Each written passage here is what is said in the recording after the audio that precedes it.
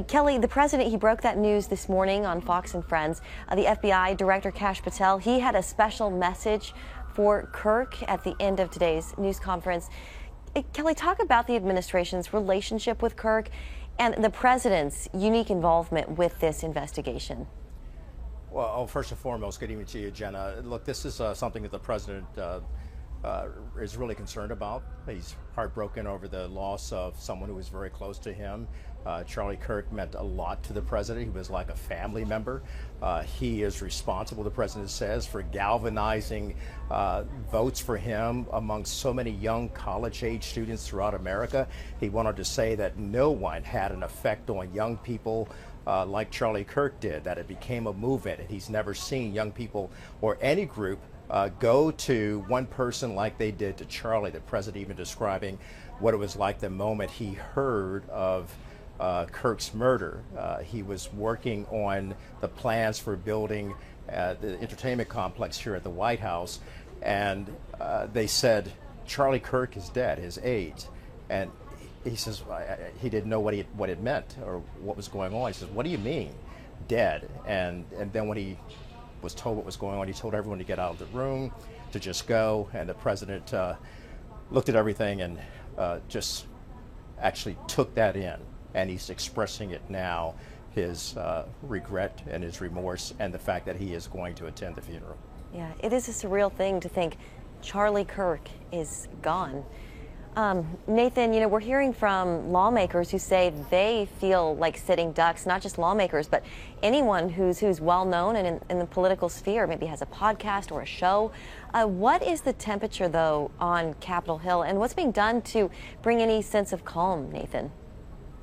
Well, things are running a little bit hot on Capitol Hill, understandably so. Unfortunately, one of the many consequences of tragic death and murder is that anyone who's in the public eye, whether it's an elected official or someone in the media, I think there has to be some pause and maybe rethinking, you know, how much is this worth? And that is unfortunately that should not be the case.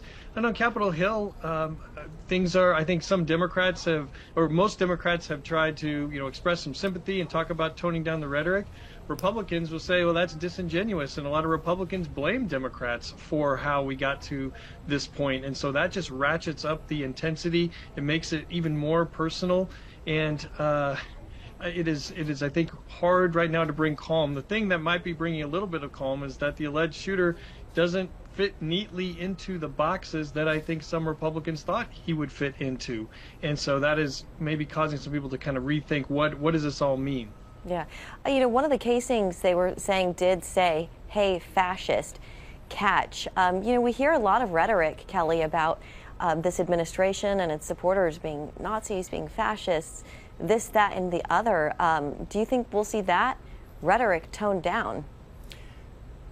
At the moment, no. I think right now people are still pointing fingers at each other, maliciously wounding with each other with their accusations about who's responsible, who's to blame, not just for Charlie Kirk's death, but for the death of civility in America. Look, the bottom line is, and I think the governor of Utah expressed it very clearly today when he gave a message to young people in his state and young people throughout America, and for that matter to America. He said, look, Charlie Kirk taught him something about the power of forgiveness. And those of us on Faith Nation, we believe in that power, just as Charlie Kirk did, believe in the power of Jesus Christ, and if you look at what the Bible says about it in Romans, it says, don't just pretend to love others, really love them, and hate what is wrong, hold tightly to what is good, and love each other with genuine affection, and take delight in honoring each other. That's what he was trying to do, and if that young man who's the gunman, accused gunman, had sat down to talk to Charlie Kirk, we wouldn't be having this discussion today.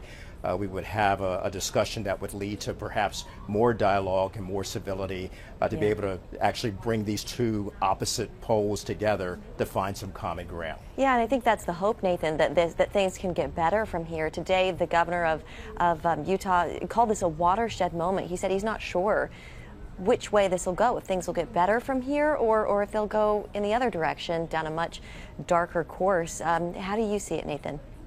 I think I think there's a responsibility on the leaders of this country to establish a certain tone and rhetoric, but it also is up to us as individuals. We can each control what we can control, and how do we interact with people who we might disagree with or don't get along with? How do we disagree in an agreeable way? And because this social media, the governor of Utah mentioned social media, and it's not just the terrible access to the video of the killing itself, but also just the platform that social media allows for toxic ideologies.